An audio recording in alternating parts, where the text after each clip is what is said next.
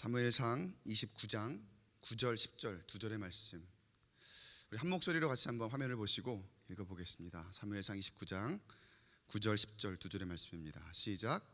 아기스가 다윗에게 대답하여 이르되 내가 내 목전에 하나님의 전령같이 선한 것을 내가 아나. 블레셋 사람들의 방백들은 말하기를 그가 우리와 함께 전장에 올라가지 못하리라 하니, 그런즉 너는 너와 함께 온 내 주의 신하들과 더불어 새벽에 일어나라. 너희는 새벽에 일어나서 발거든 곧 떠나라 하니라. 아멘. 지금 이 시대를 살아가는 우리가 참 그 어느 때보다 미래가 불확실한 그런 시대에 살아가고 있는 것 같습니다. 코로나만 봐도 그렇죠. 당장의 내일이 어떻게 될지 우리가 전혀 예측을 못하는 그런 시대에 있고, 그러다 보니까 사람들이 안전한 게 없는 것 같아요. 여러분들도 투자를 많이 하시겠지만 자산에 투자한다고 할 때 그 어느 것 하나가 안정된 것이 없어 보이는 그런 시대에 요즘 트렌드, 사람들이 말하는 대세 키워드라고 하는 것들이 주식이고 또 코인이고 부동산이고, 그러한 세상 가운데 우리가 지금 살아갑니다. 모두 불확실하고 불안하고 또 긴장 가운데 살아가요. 그러다 보니까 걱정이 많습니다. 염려가 많습니다. 불안이 많습니다. 서로를 늘 견제하고 있고 늘 긴장하고 있고, 상대를 바라보는 눈이, 사람들을 바라보는 눈이 이웃이 아닌 적과 같은, 늘 어떻게 저 사람이 나를 속이지 않을까, 저 사람한테 내가 넘어가면 안 돼, 그러한 마음 가지고 우리가 눈초리로 살아가는 이 시대의 모습인 것 같아요. 과거서부터 적자생존이라는 말은 늘 있었지만 이 시대에 더욱 그 말을 실감하는 그런 때인 것 같습니다. 그러나 여러분, 2022년도를 시작하며 이 자리에 함께 모인 우리 성도 여러분, 하나님이 함께 하시면 우리의 미래의 불확실성에 대해서 그 어떤 걱정거리도 사라지게 될 줄 믿습니다. 때로는 그 환경이 고난 가운데 있는 것 같고, 때로는 우리가 광야 한가운데 있는 것 같아서 의지할 것이 없는 것 같지만, 지금 우리에게 주어진 환경 아래에서 하나님만 붙들고 담대하게 하나님께 순종하며 나아간다면, 지금 오늘도 우리에게 주시는 그 말씀에 우리가 충실하게 살아간다면 세상은 줄 수 없는 하늘의 기쁨과 하나님의 놀라운 축복, 그 행복을 누릴 수 있게 될 줄 믿습니다. 그 축복의 길로 인도하실 그 하나님을 기대하며 오늘 말씀을 함께 나눠보기를 원합니다. 오늘 사무엘상 29장의 말씀을 함께 볼 텐데요, 이스라엘과 블레셋이 대치 상태에 있습니다. 그러니까 곧 전쟁이 임박한 상황이죠. 28장에서는 그 상황에 이제 사울의 이 모습으로 사울의 시점에서 그 이야기를 사무엘상에서 보고 있습니다. 사울은 굉장히 블레셋을 두려워해서 하나님께 기도하지만 하나님의 응답을 얻지 못하고 결국은 무당 점쟁이 신접한 여인을 찾아가는 그런 실수를 저질렀던 것이 바로 이 앞장의 28장의 내용이죠. 그럼 당시 다윗은 어디에 있었을까? 다윗은 무엇을 하고 있었을까? 오늘 29장의 내용이 다윗의 시점에서 보는 이 상황입니다. 전쟁입니다. 다윗은 지금 현재 블레셋의 망명 상태입니다. 얼마나 사울이 괴롭게 했고 그를 죽일 그 위협 가운데 놓였었는지. 블레셋은 적국이잖아요. 블레셋은 어떻게 보면 원수라고 할 수 있잖아요. 그런데 오죽하면 블레셋에 정치적으로 가서 망명을 했을까? 더 이상 견딜 수가 없으니까 지금 블레셋에라도 가서 내 목숨을 부지해야 되겠다라는 그러한 상황에 블레셋의 망명의 상황입니다. 그러던 어느 날 이 곤란한 상황을 맞게 되는 거죠. 곤란한 상황이란 이스라엘과 블레셋이 전쟁을 하기에 임박해 있는 그런 상황인 거예요. 근데 이때 블레셋의 제2의 통치자 아기스가 이 다윗과 함께 있었거든요. 근데 아기스가 다윗에게 우리 전쟁에 함께 나가야 되겠다, 같이 나가야 되겠다, 이렇게 제안을, 아니 거의 명령을 한 거죠. 28장에 나오는 내용 1절인데요. 28장 1절에 그때 블레셋 사람들이 이스라엘과 싸우려고 군대를 모집한지라 아기스가 다윗에게 이르되 너는 밝히 알라. 너와 내 사람들이 나와 함께 나가서 군대에 참가할 것이니라. 다윗이 지금 블레셋 망명에 있는 상황에 이스라엘과 전쟁해야 되는 그런 상황 가운데에 놓여 있게 된 거예요. 블레셋에서 거짓으로든 또 어떤 방식으로든 사실은 이 다윗은 여기에 순응할 수밖에 없는 사실 상황입니다. 그리고 이 아기스에게 굉장히 마음에 들어있는 그런 상태예요. 다윗이라는 사람이 얼마나 마음에 들어있는지 아기스가 이 다윗을 영원히 부하를 삼고 싶은 마음이 있을 정도로 다윗을 너무나 좋아하는 거예요. 그러니까 다윗이 그 출신 성분이 이스라엘 사람이잖아요. 근데 따지지 않고 자기의 부하로 두고 싶어 하고 또 우리의 전쟁에까지 같이 나가야 된다라고 그렇게 이야기를 하고 있는 거죠. 근데 여러분, 다윗의 마음은 어땠을까요? 다윗의 마음은 성경을 보면은 다윗이 기꺼이 싸우겠다고 합니다. 나중에 보면은 싸우지 말라고 하는데도 아니요, 내가 나가서 싸울게요, 그렇게까지 이야기를 합니다. 자기를 믿어주는 아기스를 따라서 나서겠다는 거죠. 근데 겉으로 표면적으로는 이렇게 얘기하는지 모르지만 저는 그랬을 것 같아요. 속마음으로는 그래도 굉장히 불편하지 않았을까. 사울이 아무리 자기 원수라 해도 지금 만약에 싸운다 하면 싸워야 될 사람들이 자기의 동족인데, 내가 이 사울도 원수고 블레셋도 원수인데 이 원수의 편에 서서 사울 때문에 내 동족과 싸움을 해야 될까? 그리고 내가 싸움에 나간다는 거는 지금 혼자 있는 게 아니거든요. 다윗이 끌고 온 수많은 부하들이 있습니다. 그들과 함께 나아가서 자신의 동족들과 전쟁을 해야 된다는 건데, 부하들 입장에서는 또 어떻겠습니까? 누가 그 상황을 반기겠습니까? 이러지도 저러지도 못할 그런 상황인데, 어쨌거나 표면적으로는 다윗이 아기스를 따라 나서겠습니다, 이렇게 순종을 합니다. 말을 합니다.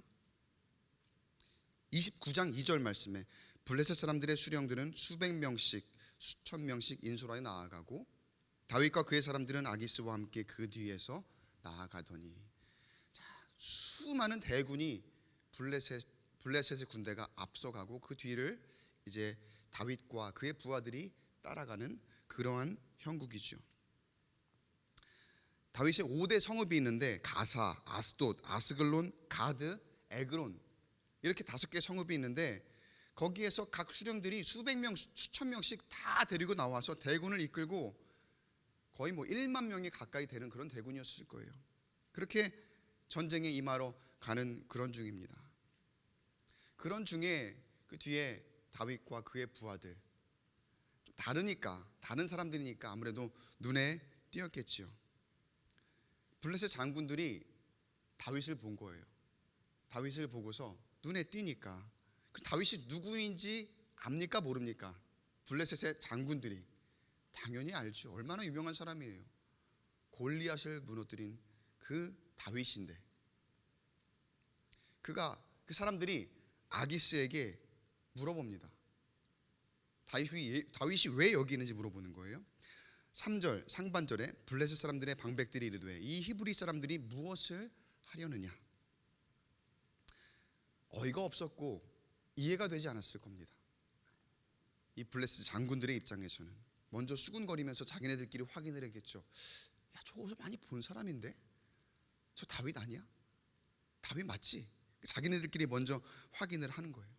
아무리 봐도 다윗이 맞는 것 같아요. 그리고 뒤에 보니까 이스라엘 군대가 있거든요. 그러니까 한편으로는 놀라고 한편으로는 어이가 없고, 생각해보면 저쪽 진영에 있어야 될 사람인데 지금 여기에서 우리랑 같이 전쟁에 나가고 있으니까 얼마나 황당합니까? 그래서 묻는 거죠. 저 원수가 왜 여기에 있습니까? 왜 아기스 당신의 옆에 딱 붙어서 저 이스라엘 군대와 함께 이쪽 방향으로 가고 있는 겁니까? 그 물음에 아기스가 뭐라고 대답을 하느냐. 3절 나머지 하반절을 볼게요. 아기스가 블레셋 사람들의 방백들에게 이르되 이는 이스라엘 왕 사울의 신하 다윗이 아니냐. 너무나 아무렇지 않게 당연하다는 듯이 그렇게 말하는 거예요. 그가 나와 함께 있은 지 여러 날 여러 해로 돼 그가 망명하여 온 날부터 오늘까지 내가 그의 허물을 보지 못하였노라. 뭐라고 하는 거예요? 아, 너네가 생각하는 그 다윗 맞아. 아무렇지 않게 몰라서 물어? 그런 느낌인 거예요. 너무나 태연하게 다윗이 맞다고 하면서 지금 다윗이 여기 있는 이유가 뭐라고 합니까? 내가 이 다윗과 몇 해를 한번 지내봤는데 처음에 나도 의심이 조금 들었어. 근데 보니까 너무 괜찮은 친구야. 이 사람이 정말 그 전에 이전에 있었던 일을 다 그냥 잊게 만들고 충성을 다하는 그런 친구인데 아주 진국이야. 사람들에게 소개를 하는 거예요. 그렇게 얘기를 하는 거예요. 정말 좋은 사람인데 내가 전쟁에 나가서 당신들한테 소개도 좀 시킬 겸 앞으로 우리 블레셋에 큰 도움이 될 사람이니까 데리고 나왔다. 이렇게 얘기를 하고 있는 거죠. 여러분, 아기스가 다윗을 어떻게 소개합니까? 어쩌면 철천지 원수지간이 될 수 있을 만한 그 아기스가, 적국이어야 되는 그 아기스가 이 망명에 온 다윗을 자신의 편의 사람들에게 어떻게 소개를 합니까? 아주 거리낌 없이 허물이 없는 사람이야.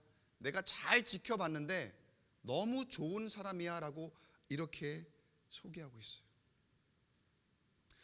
저는 여기 성경에 다 나오진 않지만 이 한 장면을 보고 다윗이 그 망명에 있는 상태에서 얼마나 자기 관리가 철저했을까, 얼마나 하나님을 믿는 사람으로서 이 이방인들에게도 이 적국에 속한 사람들에게도 자신이 허물이 없는 사람처럼 보이도록 그렇게 얼마나 자기 관리가 철저했을까.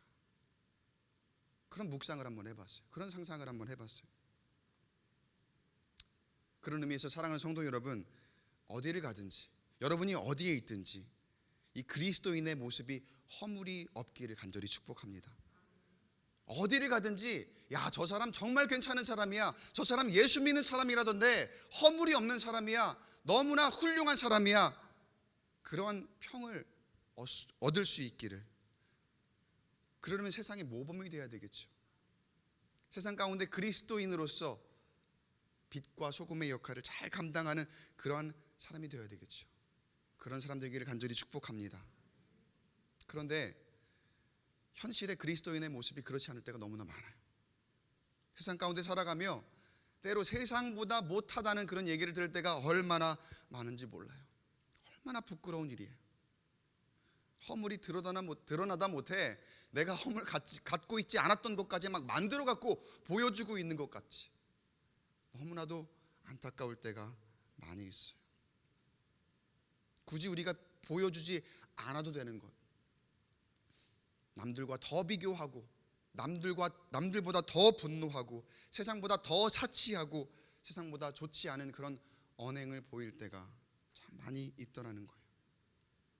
바라기는 세상의 부끄러운 모습이 아니라 우리 광교 꿈의 교회 성도 여러분은 그리스도로 무장되어 세상에 허물이 보이지 않을 만큼 그야말로 말씀으로 그리고 기도로 자기 관리를 철저하게 할 수 있는 우리 모두가 되기를 간절히 축복합니다.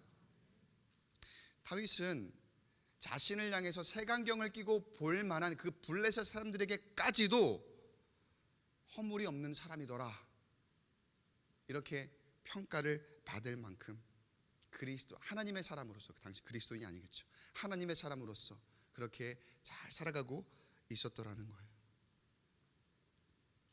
자, 그런데 아기스는 블레셋 방백들에게 그렇게 다윗을 소개했지만, 그러니까 적어도 아기스 마음에는 그렇게 허물이 없더라, 천사 같더라, 잘 보인 그런 사람이지만 블레셋 장군들은 여전히 자신들의 불편한 마음을 감출 수가 없습니다. 그리고 저 원수 다윗이 우리와 함께 있다는 그 사실 자체를 받아들일 수가 없는 거예요. 그래서 뭐라고 하느냐, 4절 말씀 보세요. 4절 여러분이 한번 이 화면 보시고 같이 읽어볼게요. 시작.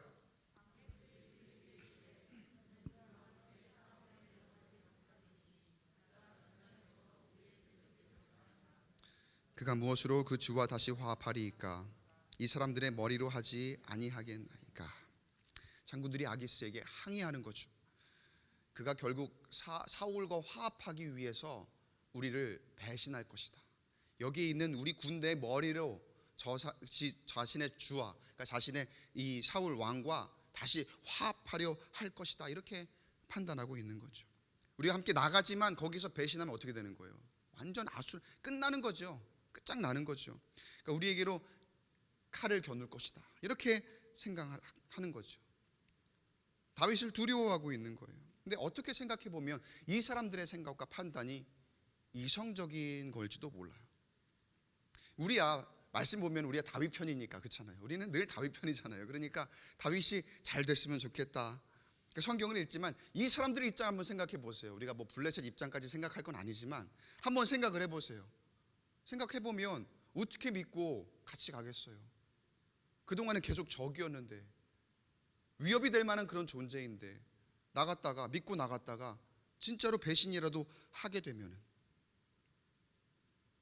사실 사울과 함께 저쪽 편에 있는 것도 본 적이 있는 사람들일 텐데, 여기 있는 장군들은. 그러니까 얼마나 불안합니까? 나가면서도, 같이 가면서도 불안하고 두려우니까 이거 계략일 수도 있을 것 같아요. 절대 안 됩니다. 결사반대로 나오는 거예요. 같이 못 가요. 충분히 가능성이 있는 스토리거든요. 다윗이 함께 나가서 그렇게 한다는 것이. 그래서 절대 안 됩니다. 결사반대. 그렇게 해서 아기스도 어쩔 수가 없어요. 6절 7절에 수령들이 너를 좋아하지 아니하니 그러므로 이제 너는 평안히 돌아가서 블레셋 사람들의 수령들에게 거슬러 보이게 하지 말라 하니라. 온 나라가 전쟁통입니다. 이제 이스라엘과 블레셋 할 것 없이, 이스라엘 백성들과 블레셋 사람들 할 것 없이 지금은 이제 전쟁통이 되는 거예요. 목숨이 왔다 갔다 할 그럴 판이 됩니다. 그런데 여러분, 이런 상황에서 보세요. 다윗에게는 평안이 주어집니다. 그 과정이 어떻게 되었든지 간에 지금 딱 보면은 이 다윗에게 평안이 주어져요. 다윗은 블레셋과 함께 전쟁에 나아가겠다고 하기는 했지만 사실은 그 부하들이 굉장히 걸렸을 거예요. 그 마음 가운데. 그런데 결론은 다윗과 그를 따르던 군사들이 이 전쟁을 피할 수 있게 되었더라는 거예요. 은혜롭지 않으세요, 여러분? 여러분, 저는 이 상황을 보니까 얼마나 은혜로운지. 다윗이 평안을 얻었구나. 엄청난 그 대혼란 가운데서도 다윗이 평안을 얻었구나. 하나님이 다윗과 함께 하시는구나. 그런 묵상이 저에게 되었어요. 다윗은 물론 그 속마음이 어땠든지 간에 아까 말씀드렸지만 겉으로는 전쟁에 나아갈 것을 고집했거든요. 근데 그가 고집해서 나갔다면 아마 별로 좋지 않은 결과였을 것 같아요. 엄청난 판단 미스였을 것 같아요. 그런데 하나님이 이렇게 인도하셨던 것이 아닐까. 저는 말씀 묵상하는 가운데에 이런 저에게 은혜가 오더라고요. 제가 이 말씀을 묵상할 때에 다윗의 입장에서 한번 상상을 해봤어요. 처음 이스라엘과 사울과 싸우게 되었을 때 어떤 마음이었을까? 왜 나에게 이런 난처한 상황을 주신 걸까? 안 그래도 내가 이 블레셋에 와 있으면서 여러분, 그 마음이 얼마나 긴장을 매일매일 하고 살겠습니까? 어느 누가 나를 와서 목숨을 위협하진 않을까?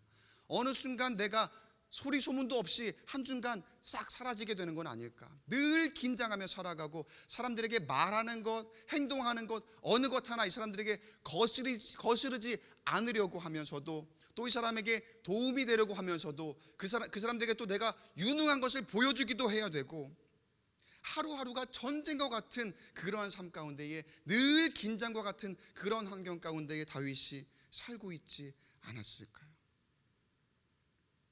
그리고 실제로 전쟁을 맞이하잖아요. 그런데 그런 그가 평안을 얻을 수 있었던 것은 그동안 다윗이 주어진 상황에 대처하는 모습을 보고 제가 한번 미루어 짐작을 해보니, 다윗은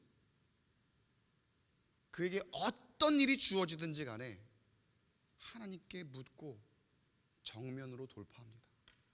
내가 어떻게 하면 이 상황을 피해볼까? 어떻게 하면 이 상황에서 내가 곁길로 가볼까? 그렇게 편법을 쓰거나 그렇게 피하거나 두려워 도망치는 것이 아니라 다윗은 그동안의 삶을 보니까요, 일면을 보니까 어떠한 환경이 주어지든지 먼저 하나님께 묻습니다. 그리고 정면으로 돌파하더라는 거예요. 적극적으로 대처하더라는 거예요.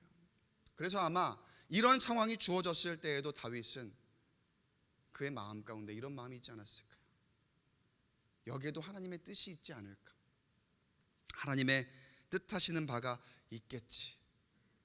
그래, 내가 해야 할 바를 하자. 그러면서 정면으로 돌파하며 가야 할 길을 가고자, 순리대로 나가고자 하지 않았을까?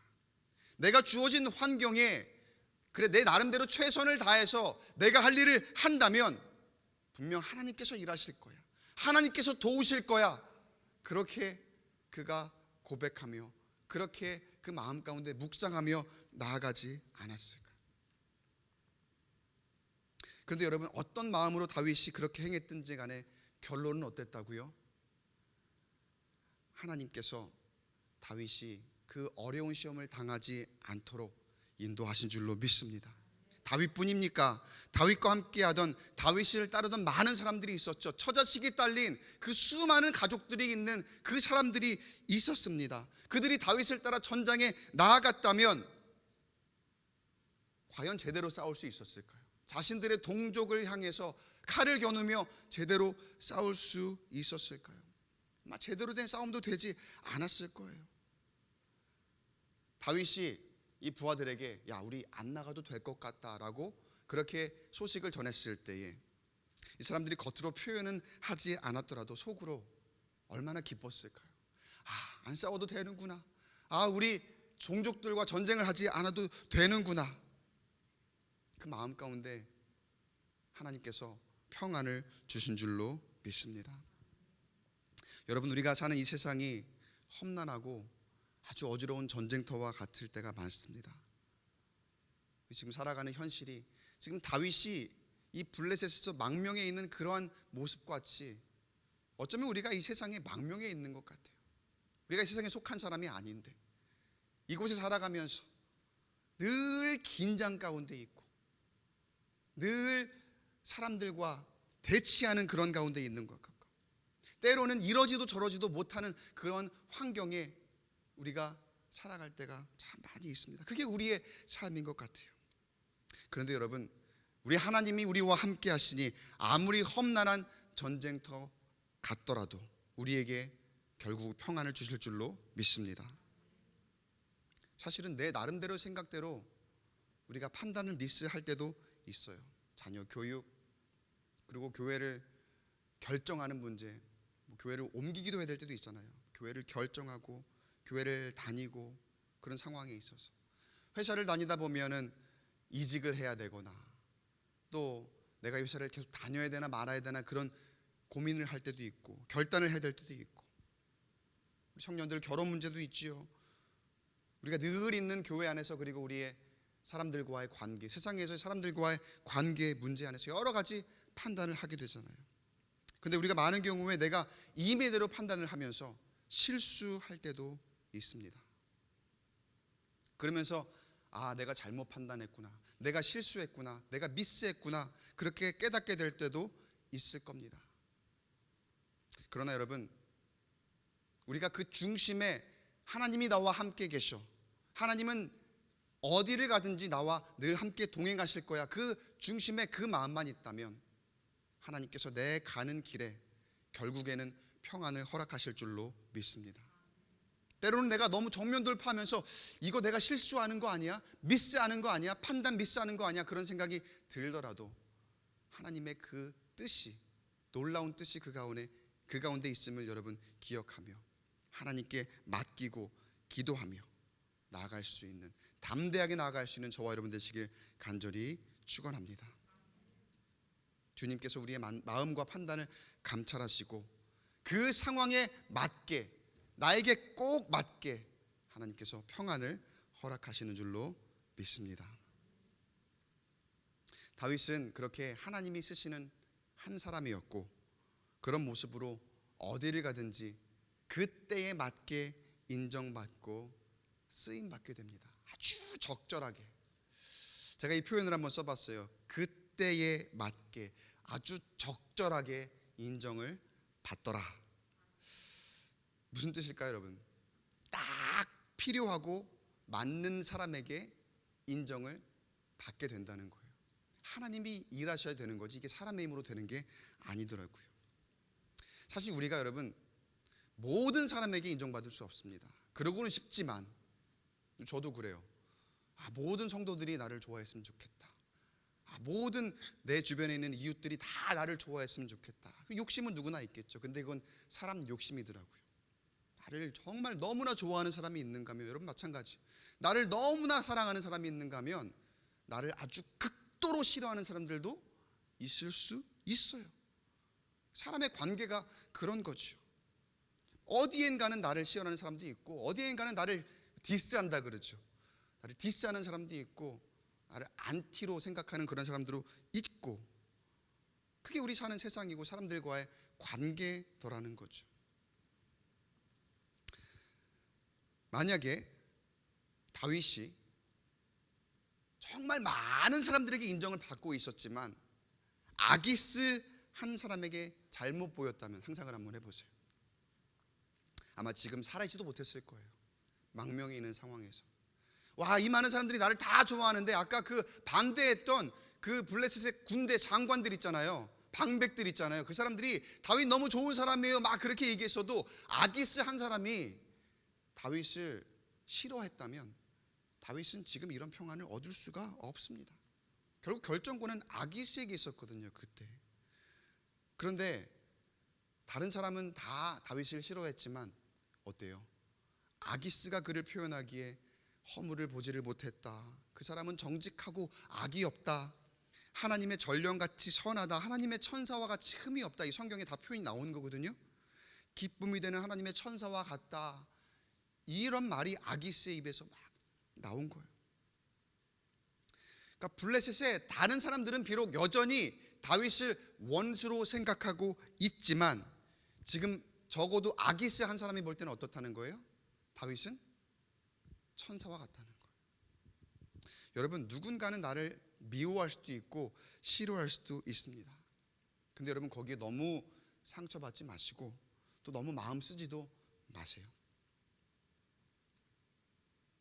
어느 누구에게나 나에게 그런 사람들은 있을 수 있고 또 어디에나 어디를 가든지 있다는 거예요.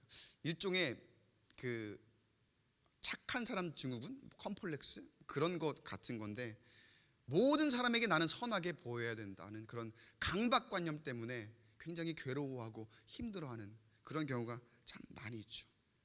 물론 그리스도인으로서 세상에 나아가 양보해야 될 건 많고, 그리고 하나님의 사랑을 내가 보여야 되는 그런 모습들 있지만, 여러분 그런다고 그 사람들이 나를 다 인정하는 건 아니에요. 그리스도인이기 때문에 나를 싫어하는 사람들도 있을 수 있다는 거예요. 그거는 그 사람과 그 사람의 몫이고, 여러분이 그리스도인으로서 하나님의 사람으로서 해야 할 일 잘하고 있다면 그런 것에 개의치 않게 되기를 바랍니다. 사람을 만족시키다 보면은요 한도 끝도 없더라고요. 그러다가 내가 자책하게 되고, 나는 왜 저 사람이 나를 이렇게 싫어할까? 왜 나는 이럴까? 왜 나를 인정하지 못할까? 그렇게 생각하다가 나 자신도 나를 인정하지 못하는 그런 지경에 이르더라고요. 그보다 여러분, 하나님이 나를 인정하시고 하나님이 나를 지키시고 하나님이 나를 돌보시니, 그리고 또 누군가 나를 인정해 주는 사람이 어딘가 반드시 있습니다. 믿으십니까? 어딘가 나를 인정해 주는 사람이 있다니까요. 그런 사람도 누구에게나 있어요.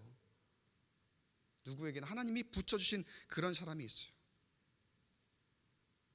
그 인정해 주는 사람들과 교감하시며 하나님의 사랑을 나누시고 또 서로 의지할 수 있게 되기를 바랍니다. 하나님께서 우리 모두에게 그런 사람들은 붙여주셨습니다. 그리고 같이 곁에 있게 하신 이유가 있는 거예요. 딱 적절한 사람을, 그 상황에 맞게 가장 좋은 돕는 손길을 하나님께서 붙여주셨고 같이 있게 하셨다는 거예요. 여러분, 어디에나 갈등은 있을 수 있습니다. 심지어 부부 사이에도 얼마나 갈등이 많습니까? 시댁, 친구, 친정, 여러 가지 모양으로 갈등은 어디에나 있습니다. 자녀, 부모 사이에도, 교회 안에도 얼마나 갈등이 많습니까? 우리가 같이 더불어 살아가다 보니까, 사람들 사는 곳이니까, 여선교회고 남선교회고 또 우리 같은 교구 안에 있던 셀 안에 있던 어디에든지 조그마한 그런 갈등들은 있을 수 있죠. 직장에서도 상사와 부하 직원 간의 갈등들은 있을 수 있습니다. 물론 잘 해결해야 되겠지요. 그러나 여러분, 중요한 건 그 갈등은 누구에게나 있을 수 있다는 것, 여러분만의 문제가 아니라는 사실을 꼭 기억하시기 바랍니다. 그리고 주변을 둘러보세요. 주변을 둘러보시면 하나님께서 꼭 나에게 맞는 사람을 보내주셨을 거예요. 마치 다윗이 이방 땅 모든 그 블레셋 모든 사람들이 자기를 싫어했지만, 미워했지만 자기에게 딱 맞게 자기를 인정하는 아기스라는 사람을 하나님께서 붙여주신 것처럼, 그가 응원자가 되니까, 그가 이 다윗의 든든한 지원자가 되어주니까 다윗이 살잖아요. 다윗이 평안을 얻잖아요. 다윗이 자신의 처지가 어렵고 힘들지만 불평하지 않고 그 상황 가운데 최선을 다해 살아가니 하나님께서 적절하게 가장 알맞는 그런 인도하심으로 하나님께서 그 도움을 베푸신 줄 믿습니다. 그리고 다윗이 하나님께 인정받고 하나님이 쓰시는 그 한 사람이 되니까 사람들에게 결국에 인정받는 그런 모양으로 하나님이 사용하시더라는 거예요. 결론 맺습니다. 여러분은 하나님이 쓰시는 그 한 사람인 줄로 믿습니다. 하나님이 쓰시는 사람이에요. 그리고 하나님이 쓰시고자 하는 사람들은요, 반드시 여러분이 어디에 있든지 어디서 무엇을 하든지 적절하게 좋은 사람을 붙여주실 것이고 또 그 사람을 통해서 일하게 하실 것입니다. 사방이 나를 경계하는 것 같지만, 우리가 그런 세상에 살아가는 것 같지만, 그래서 블레셋에 있는 그 다윗의 환경처럼 나에게 주어진 상황이 때로는 좋지 않을 수도 있고 내 정만 가득히 채워져 있는 것 같이 느껴질 수도 있지만, 그러나 어느 때에든지 하나님을 의지하시고 지금의 현실에 최선을 다해서 살아가는 저와 여러분이 그 말씀을 의지한다면 하나님의 궁극적인 평안을 결국에 얻게 될 줄 믿습니다. 사람을 만족시키려 시작하면 사람의 만족에는 한도 끝도 없고 거기에는 만족도 없어요. 그냥 계속 더한 만족을 요구하는 거예요. 그리고 나에게도 만족이 없습니다. 어느 누구도 만족할 수가 없는 거예요, 사람을 만족시키려다 보면. 그러나 여러분, 하나님과 내가 함께 하겠습니다, 하나님과 동행하겠습니다, 하나님의 만족이 되겠습니다, 그렇게 결단하면 하나님이 비록 지금의 현실이 조금 아프고 어려울 수 있지만 이 지금의 현실을 되려 즐겁게 그리고 이기게 하시고 또 주변의 불리한 환경에서도 결국에 우리에게 평안을 허락하시며 하나님의 피할 길을 내어주실 줄로 믿습니다. 하나님의 피난처를, 그 주님의 피난처를 우리에게 제공해 주시며 이곳에서 평안히 쉬어라, 하나님이 일하실 것이다, 그렇게 우리에게 선포하시는 그 말씀 듣고 살아가시는 2022년도 되기를 간절히 축복합니다. 이 한 해 여러분이 어디를 가든지 무엇을 하든지 사람보다는 하나님을 만족시키기 위해 말씀 위에 충실하며 하나님이 쓰시는 그 한 사람 되시기를 주님의 이름으로 간절히 축원합니다.